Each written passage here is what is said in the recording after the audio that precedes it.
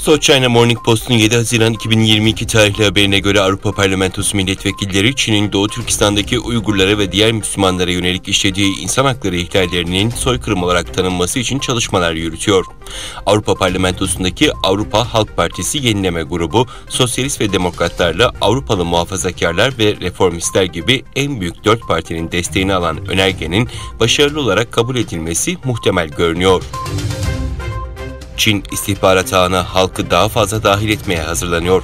Halihazırda ulusal güvenlik ve casusluk düzenlemelerinin uygulandığı ülkede şüpheli durumu polise bildirenlere $15.000 kadar para ödülü verileceği duyuruldu. Devlet Güvenlik Bakanlığı'nca duyurulan yeni düzenlemeye göre vatandaşlar şüphelendikleri kişi ve eylemleri polise bildirecek.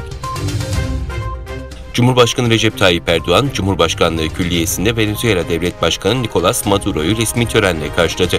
Maduro ile Erdoğan, Cumhurbaşkanlığı Külliyesi'nde gerçekleştirdikleri görüşmenin ardından ortak basın toplantısı düzenledi. Maduro, Türkiye'nin jeopolitik konumuna dikkat çekerek, dünyayı jeopolitik olarak değerlendirince Türkiye çok önemli bir rol oynuyor, dedi. Türkiye'nin potansiyelini vurgulayan Maduro, Türkiye'nin bizim için yeniden doğan bir potansiyeli var, dedi.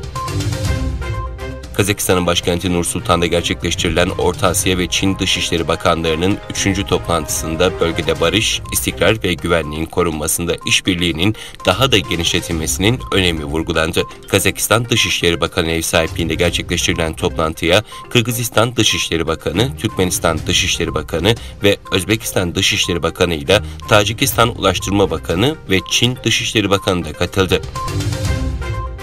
Cezayir Batı Sahra sorununda politikasını Fas'tan yana değiştiren İspanya ile 20 yıllık geçmiş olan dostluk ve iyi komşuluk anlaşmasını ivedilikle askıya alma kararı aldı.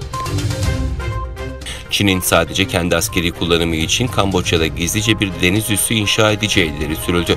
Amerikan Washington Post gazetesinin batılı yetkililere dayandırdığı haberinde Çin'in kendi ordusuna münhasır olacak şekilde Kamboçya'da askeri bir üs inşa edeceği iddia edildi. Dışişleri Bakanı Mevlüt Çavuşoğlu, Rusya Dışişleri Bakanı Sergey Lavrov'la bir araya geldi. İki bakan görüşme sonrası ortak basın toplantısı düzenledi. Ukrayna'daki tahılların nasıl çıkarılacağı ile ilgili konuşan Çavuşoğlu, uluslararası piyasaya ihraç edilebilmesi için Birleşmiş Milletler'in bir planı var. Gemilerin denetlenmesi, Birleşmiş Milletler, Ukrayna, Türkiye arasında oluşacak mekanizma planında bahsediyoruz. Biz Türkiye olarak planı makul buluyoruz, uygulanabilir olarak görüyoruz, dedi.